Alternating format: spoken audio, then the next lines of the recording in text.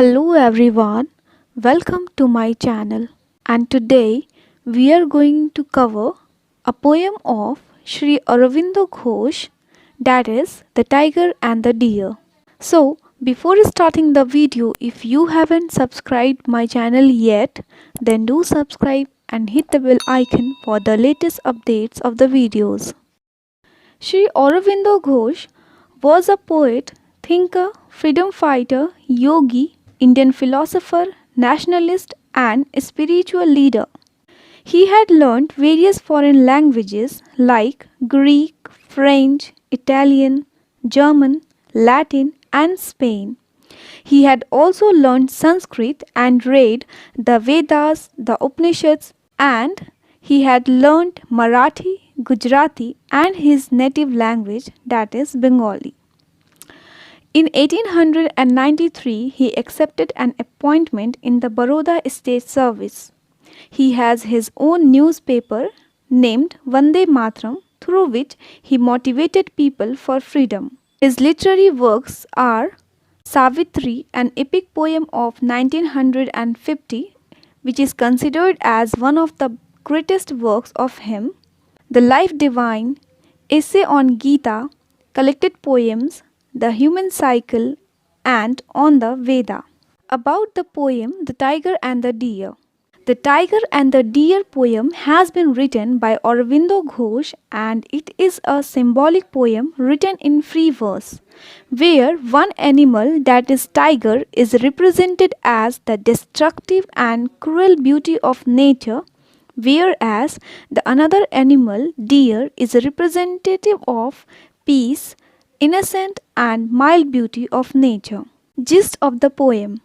From this poem, the poet depicts that it doesn't matter how much a cruel, strong, and powerful element of nature exploits the mild, innocent beauty, but these powerful, cruel elements perish due to their own pride, and mild, innocent beauty always survive.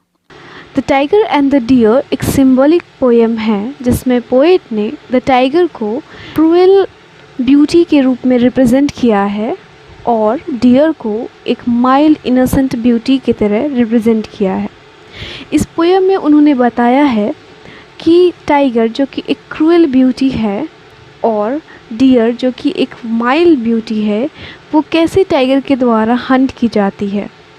उन्होंने ये भी बताया है कि nature इस चीज़ को favour करता है कि जो स्ट्रॉन्ग होते हैं वो क्रूएल ब्यूटी होते हैं और वो दूसरों पे जो उनसे कमज़ोर होते हैं, जो माइल्ड होते हैं, जो इनोसेंट होते हैं, उनके साथ वो अत्याचार करते हैं और वो उन्हें हरा देते हैं।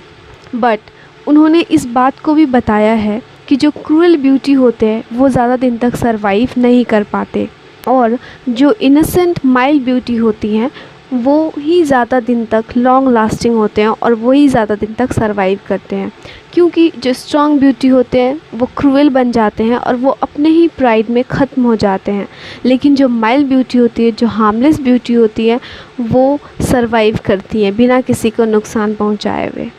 Additionally the poet has drawn our attention toward this harsh reality of life, that how silently and suddenly death moves towards us and we are unaware of it, enjoys our life.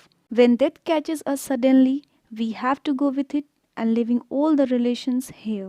साथ में ही poet ने हमें death के harsh reality से भी अवगत कराया है और उन्होंने बताया है कि कैसे हम अपने लाइफ को इंजॉय करते रहते हैं और अचानक सडनली ही डेथ आकर उन सभी चीज़ों को ख़त्म कर देती है और हमें हमारे सारे रिलेशंस, हमारे सारे इन्जॉयमेंट्स, जो भी हैप्पीनेस है, उन सभी को यहीं इसी धरती पर छोड़कर जाना पड़ता है। Brilliant crouching slouching what crept through the green heart of the forest, gleaming eyes and my chest and soft soundless paws of grandeur and murder. इस लाइन से पोएट टाइगर के बारे में बता रहे हैं कि टाइगर एक ब्रिलियंट क्रिएचर है क्योंकि वो एक ब्रिलियंट हंटर है और वो क्राउचिंग स्लाउचिंग बहुत ही धीरे से अपने पूरे बॉडी को, अपने लेग्स, आगे वाले लेग्स को और पीछे वाले लेग्स को बेंड करते हुए, स्लाउचिंग यानी कि बहुत ही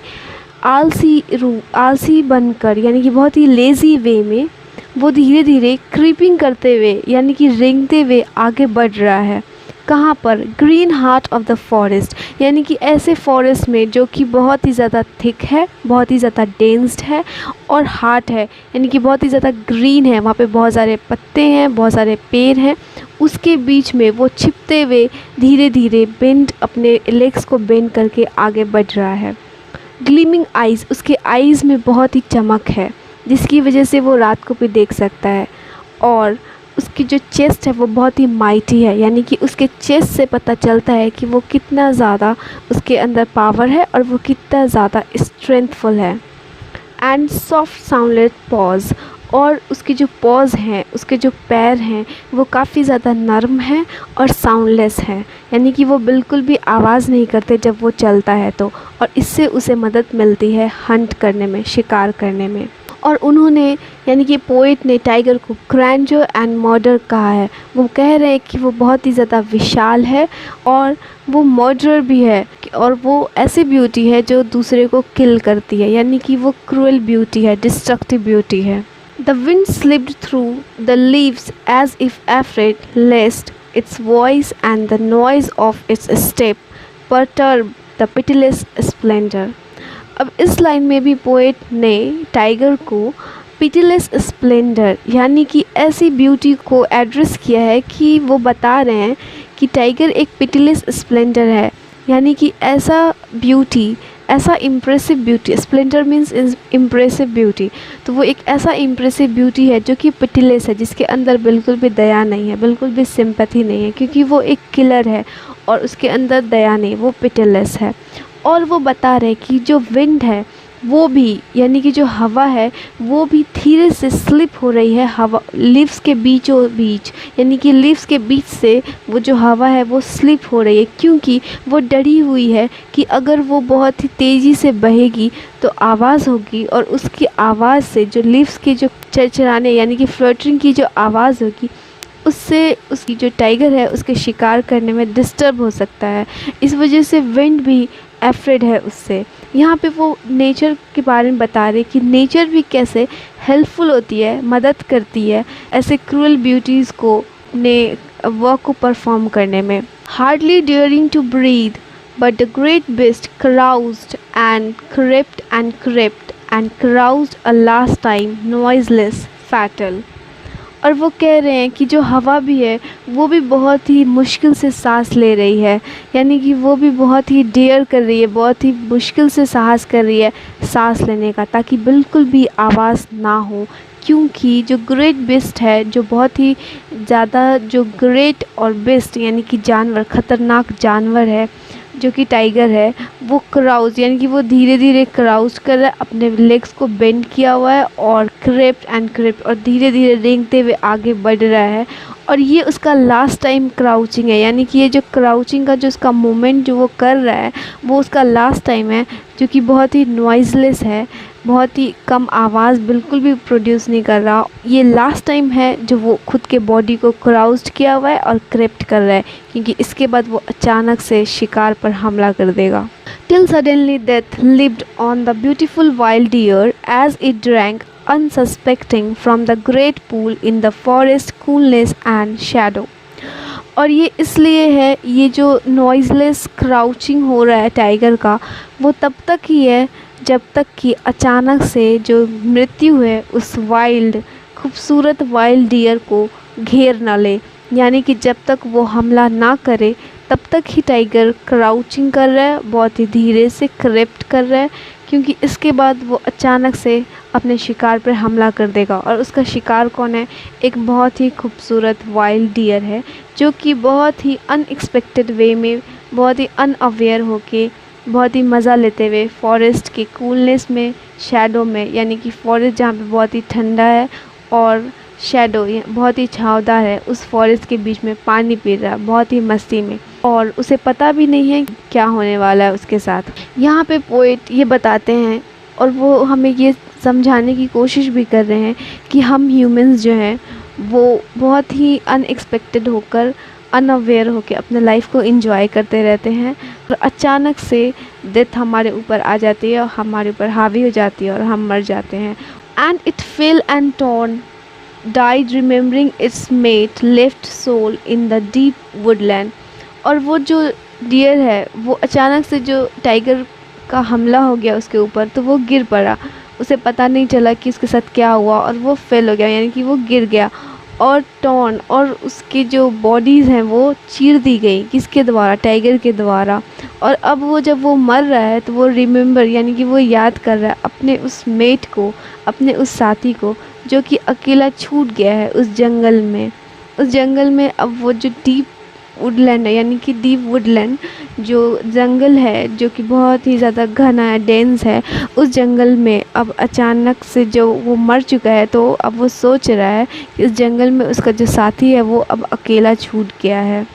और वो यही बता रहे कि जब हम मरते हैं तो हम अपने बारे में सोचते हैं नहीं, हम अपने परिवार के बारे में सोचते हैं, हम अपने रिलेशनशिप्स के बारे में सोचते हैं जो अब छूट चुका है, और लोग सब कुछ छोड़ के मर जाते हैं अचानक से, अनएक्सपेक्टेड वे में। Destroy the mild harmless beauty by the strong cruel beauty in nature. और वो कह रहे हैं कि जो माइल्ड हार्मलेस ब्यूटी है, जो किसी को हार्म नहीं पहुंचाती, जो बहुत ही इनोसेंट ब्यूटी है, वो अब डिस्ट्रॉयड हो चुकी है, यानी कि वो ख़त्म हो चुकी है। किसके द्वारा ख़त्म कर दी गई है? Strong cruel beauty in nature. ऐसी ब्यूटी जो स्ट्रॉन्ग है लेकिन क्रूअल है।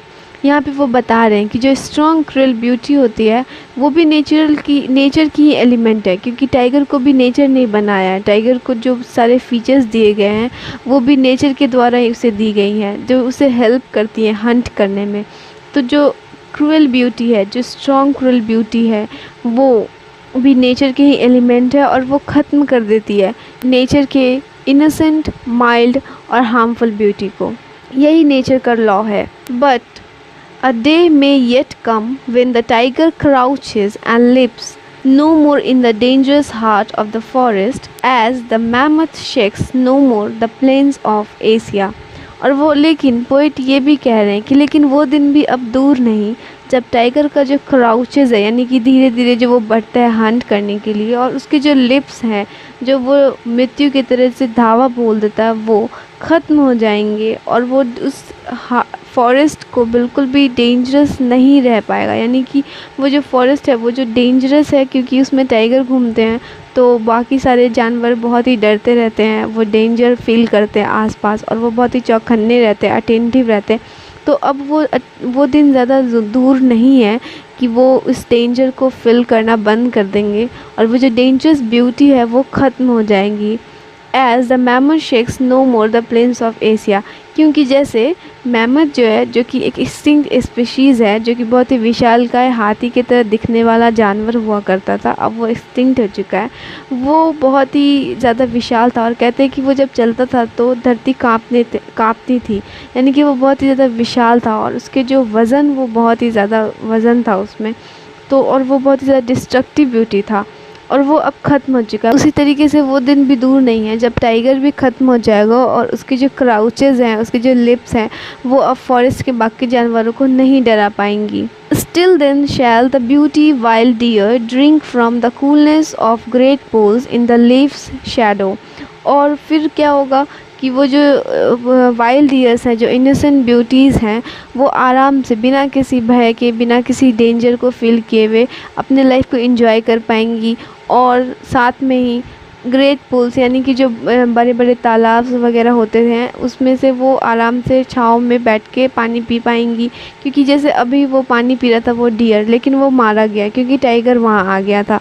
लेकिन जब टाइगर नहीं रहेगा तो वो लोग बिना किसी डेंजर को फील किए हुए अपने लाइफ को एंजॉय कर पाएंगे, और डियर्स जो है वो बिना किसी डेंजर के पानी पी पाएंगे बहुत ही आराम से शैडो में। The mighty perish in their might, the slain survive the slayer।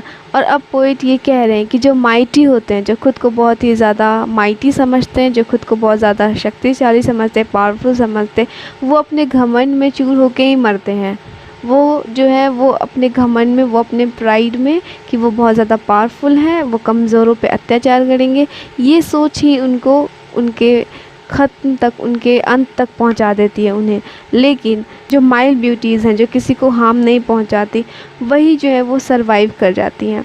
यानी कि पोइट यहाँ पे ये बता रहे कि भले नेचर उन्हें कितना भी हेल्पफुल हो, क्रूअल ब्यूटी की उन्हें कितना भी पावरफुल बनाया है, लेकिन वो अपने जो बिहेवियर हैं कि वो जो खुद को प्राइड, बहुत ही ज़्यादा प्राउड करते हैं खुद पे, और बहुत ही ज़्यादा वो जो प्राइड हो जाते हैं कि हम तो बहुत ज़्यादा माइटी हैं, हम बहुत ज़्यादा पावरफुल है, और वो अत्याचार करते हैं अपने से कमज़ोरों पे, और अपने से जो हार्मलेस लोगों हैं उन पे जो वो अत्याचार करते हैं, तो वो उसी घमंड में ख़त्म हो जाते हैं। जैसे कि मैमथ ख़त्म हो गया, जैसे कि डायनासोर्स ख़त्म हो गए, और जैसे कि टाइगर भी अब ख़त्म होने की कगार पे ही हैं। उनकी संख्या इतनी ज़्यादा कम हो चुकी है, अब वो ख़त्म होने की कगार पे हैं। लेकिन जो हार्मलेस ब्यूटीज़ हैं, जैसे कि डियर हैं, जो किसी को हार्म नहीं करते, जो कि खुद की लाइफ को एंजॉय करते हैं, खुद में रहते हैं और किसी को हार्म नहीं करते, वैसी ब्यूटीज़ जो हैं वो ज़्यादा दिन तक सर्वाइव करते हैं, यानी कि वो लॉन्ग लास्टिंग सर्वाइव करते हैं। और जो स्ट्रॉन्ग ब्यूटीज़ होती हैं, जो क्रूअल बन जाती हैं, वो ज़्यादा दिन तक नहीं टिकती।